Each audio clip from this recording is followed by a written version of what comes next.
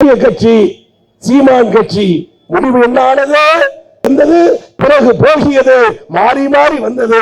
ஆனால் தளபதி என்ற மாமனிதர் திமுக கூட்டணியின் தலைவராக பொறுப்பேற்றதிலிருந்து தலைவர் கலைஞர் நினைவில் இருக்கிற இந்த தருணம் வரை, அவர் இல்லை என்ற நிலையிலும் தொண்டன் இருக்கிற இந்த தருணம் வரை அறிவிக்கிறேன்.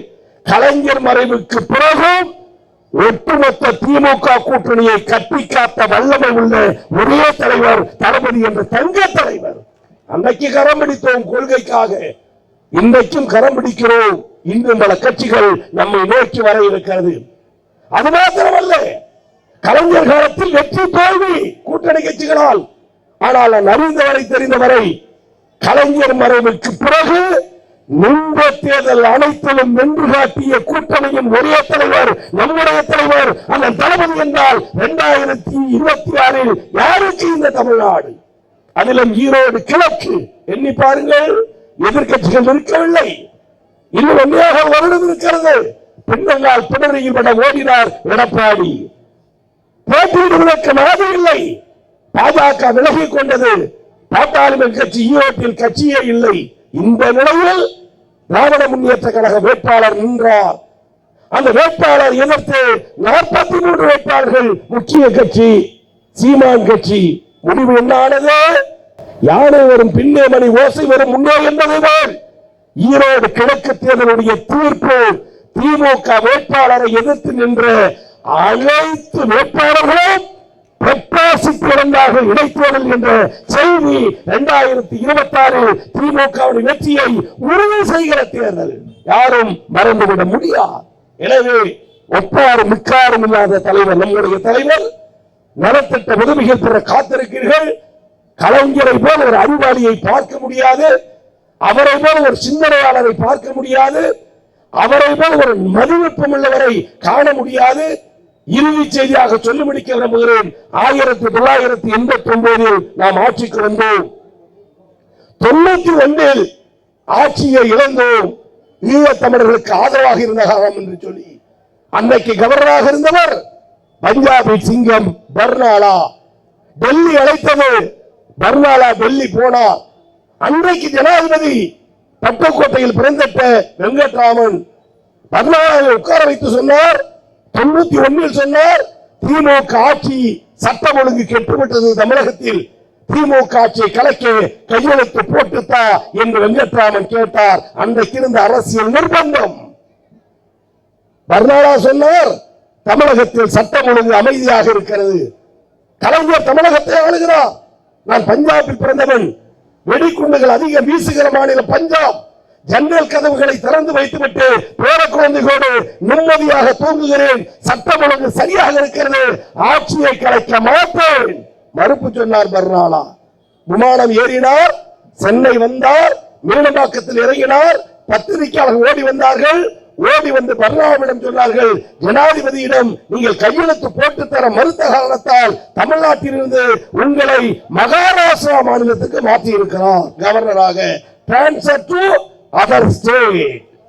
பஞ்சாபின் சிங்க பர்னாலா தாடி மயிரை தடவிக்கொண்டே சொன்னாராம் பத்திரிகையாளரிடத்தில். வீரமிக்க ஆன்மமிக்க அந்த வார்த்தையை சொல்லுவதற்கு மேடையில் இருக்கிற அண்ணன் மன்னிக்க வேண்டும். பர்னாவின் வார்த்தை வீரமிக்க ஆன்மமிக்க கலைஞர் கருணாநிதிக்கு நான் கவர்னராக இருந்துவிட்டு வேறு என்ற பேடிகளுக்கு நான் கவர்னராக இருக்க மாட்டேன் என்று பதவியை தூக்கி எறிந்தார். ஆட்சியை இழப்பதற்கு பதிலாக பதவியை துறந்தார். 2 மணிக்கு செய்தி, 5 மணிக்கு பரபரப்பு. அடுத்த செய்தி, கவர்னர் கையெழுத்து போடவில்லை என்றாலும் ஜனாதிபதி நினைத்தால் ஆட்சியை கலைக்கலாம். பரபரப்பு. கோபாலபுரத்தில் உஷ்ணம், கழகத்தோழர்களுக்கு அதிருப்தி, நாட்டு மக்கள் கொந்தளிப்பு, அமைச்சர்களுக்கு கவலை, பணம் பெற்ற மக்கள் அல்லல்படுகிறார்கள். மாலை 5 மணி கோபாலபுரத்தில் தலைவர், அருகில் பேராசிரியர் ஆற்காடார், அண்ணன் துரைமுருகன், நம்முடைய தலைவர் அண்ணன் முரசொலி மாறன், மூத்த அமைச்சர்கள். 5 மணி 5:30 மணி இருக்கும். கலைஞரிடம் குடும்ப மருத்துவர் டாக்டர் கோபால் பழகியவர்களுக்கு தெரியும். வெளியில் நின்றுட்டு இருந்து 5:30 மணிக்கு உள்ள வேகமா ஓடி வந்து சொன்னாரா தலைவர்கிட்ட, அண்ணே அண்ணே ஜனாதிபதி கடைசியா கையெழுத்து போட்டுட்டாராம் கடிதத்துல. என்ன கடிதம்? ஆட்சியை கலைக்கிற கடிதத்தில் சொல்றார். என்ன வார்த்தை? கடைசியா ஜனாதிபதி கையெழுத்து போட்டுட்டாராம் கடிதத்துல. அந்த வார்த்தையை காதில் வாங்கி கலைஞர் கலக்கமடையாமல் பதவி போய்விட்டது என்று கவலைப்படாமல் அடுத்த வினாடி சொன்னாராம், கடிதம்னா கடைசியில தான் கையெழுத்து போடுவாங்க. என்ன மதிநுட்பம்! பதவி போச்சு சார், கடிதம்னா கடைசியாதாய கையெழுத்து போடுவாங்க என சொல்லிவிட்டு அந்த கருப்பு கலர் கண்ணாடியை சரி செய்து திரும்புகிறார். 3 பேர், தன்னை சேர்த்து 4 பேர், இப்பக்கம் 2 பேர். ராமசாமி உதவியாளர் நிற்கிறார். ராமசாமி 6 காஃபி எடுத்து அந்த சங்கடத்தை மாற்றுவதற்கு கலைஞர் சொன்ன வார்த்தை 6 காஃபி எடுத்துருவான்னார். கண்ணீரை தொடர்ந்து ராமசாமி திரும்புறாரு. 6 எடுத்துருவாயா? 6 காஃபி எடுத்துட்டு வா. அழுதுகிட்டு திரும்புறான் பிஏ. 6 எடுத்துருவாயா? இன்றைக்கும் சொல்லுகிறேன், மழை குறைந்தாலும் இணை குறையாத மாமனிதர் எங்கள் கலைஞர் என்ற கண்ணீரம். ஆளு சொல்லு. இதே பச்சையப்பன் கல்லூரி பேராசிரியர் இருக்கிறார். அறிவில் சிறந்த சான்றோர்கள் மேடையிலே அறிவாளிகளின் கூடாரம் திமுக. இன்றைக்கும் சொல்கிறேன், திமுக தொண்டனுக்கு இருக்கிற அறிவாற்றல், பேச்சு திறன், சிந்தனை திமுகவை தவிர வேற எந்த கட்சிக்காரனுக்கு உண்டு. அதுதானே திமுக பலமே.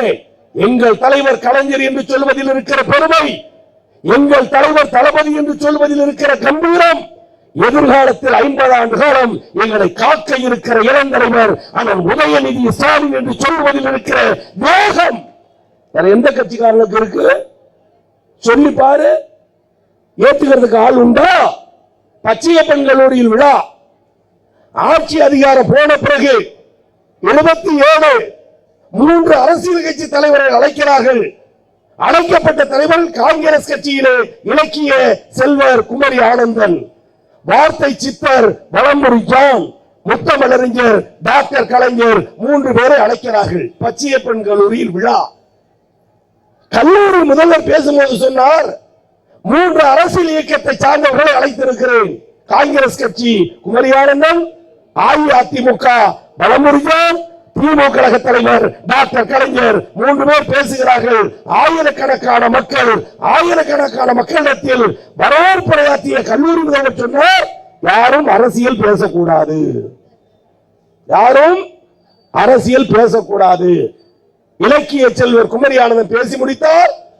வார்த்தை சித்தர் வலம்புரி ஜான் பேசி முடித்தார். அடுத்து கலைஞர் பேசுகிறார். 40 நிமிடம் பேசினார். கடைசி 3 நிமிடம் பேச்சை முடிக்க வேண்டும்.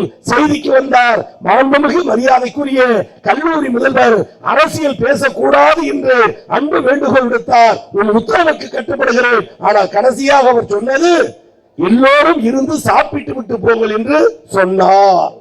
சொன்னது யாரு? கல்லூரி முதல்வர். எல்லோரும் இருந்து சாப்பிட்டு விட்டு போங்கள் என்று சொன்னார். அவர் சார்பாக உங்களுக்கு சொல்லுகிறேன், எல்லோரும் நன்றாக சாப்பிட்டு விட்டு, இலையை குப்பை தொட்டியில் போட்டுவிட்டு, கையை நன்றாக கழுவிவிட்டு வெளியே செல்லலாம். மதிநுட்பம் உள்ள மாமனிதன் திமுக தலைவர் கலைஞர் என்று சொல்வதில் இருக்கிற கம்பீரம் உலகத்தில் வேற எந்த கட்சிக்காரனுக்கு உண்டு. 3 நிமிஷம் சத்தியத்தையே குடிச்சார். இலையை குப்பை தொட்டியில போட்டுட்டு ஒரு கட்சி முடிஞ்சிச்சா? கையை நன்றாக கழுவி விட்டு மறு கட்சி முடிஞ்சிச்சா? இதுதான் திமுக தலைவருக்கு இருக்கிற அறிவாற்றல் நுண்பான நுழைவிடம். அதே எண்ணமுடையவர் நம்முடைய அண்ணன் உதயநிதி ஸ்டாலின். கூட்டத்தில் அறிவிக்கிறேன், எங்கள் தளபதியின் மகன் அண்ணன் உதயநிதி என்பது 1000 மடங்கு பெருமை திமுக தொண்டனுக்கு என்றால், 1 கோடி பெருமை எங்கள் கலைஞரின் பேரன் அண்ணன் உதயநிதி என்று சொல்வதில் இருக்க அந்த பெருமிதம். ரத்தபடி உறவு கொள்கையை காக்க. எனவே அன்பு தோழர்களே, தோழியர்களே, சகோதரர்களே, அறிவு கூட்டத்தை அருமையண்ணன் மாசு தொடர்ந்து நடத்தி கொண்டிருக்கிறார். இன்றைக்கு சொல்கிறேன், 72 மாவட்டம் இருந்தது, இன்றைக்கு 90 நெருங்குகிறது. 90 மாவட்டம் தமிழகத்தில் இருந்தாலும் கூட, 90 மாவட்ட திமுக செயலாளர்கள் தமிழகத்தில் இருந்தாலும் கூட, கலைஞர் புகழ் பாடுவதில், கழக கூட்டம் நடத்துவதில் 90 மாவட்ட கழக செயலாளரையும் வென்று காட்டிய மாவட்ட செயலாளர், சென்னை தெற்கு மாவட்ட செயலாளர் ஆனால் மாசி என்ற பெருமையோடு பிரச்சாரம் தொடரட்டும். 2026 ஆட்சி அமைப்போம் என சொல்லி அனைவருக்கும் நன்றி பாராட்டி என் உரையை நிறைவு செய்கிறேன். நன்றி.